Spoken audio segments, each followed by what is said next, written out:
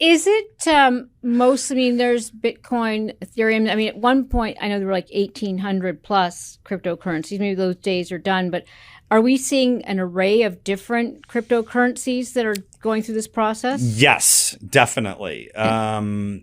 The vast majority of the seized assets are Bitcoin. But there's a lot of stable coins, which are basically tokens issued on a blockchain that are matched one-to-one with a more stable asset like a dollar.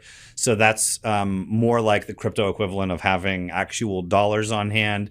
And there's some lesser known cryptocurrencies as well, particularly stuff that's popular amongst criminals. There are cryptocurrencies that do a much better job obscuring the tracks of the owners. And those currencies are pretty commonly seized as well. I think it is interesting that while these privacy-enhancing, privacy-protecting cryptocurrencies that are very popular among criminals are still seizable. Can I ask about the fallout? Sort of going, like, help us see around the corner. We've had this period of incredible disruption in the cryptocurrency space. Now we're seeing, you've got all of these. You always find wonderful stories of vignettes and in terms of how to think about it. Are we like net? Are we seeing a wider acceptance? Because it seemed like when FTX happened that it put a halt for a lot of banks, saying, "See, I told you so," or "Let's just pause on that." Are we now seeing activity start up again because, it's the world didn't end? Not necessarily start up again. But I think what's interesting is that the European financial jurisdiction is completely different than in the United States.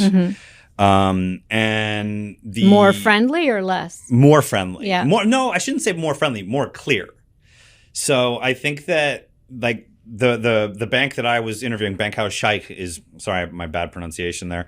Bankhaus Scheich, they are very confident that what they have done is compliant with existing regulations. Yeah.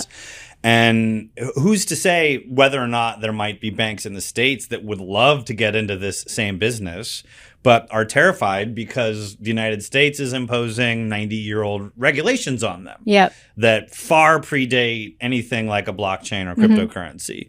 So it's not that like there's a chronology where there was all of this fallout around the collapses of centralized companies that were dealing with crypto and quite frankly mismanaging their investments.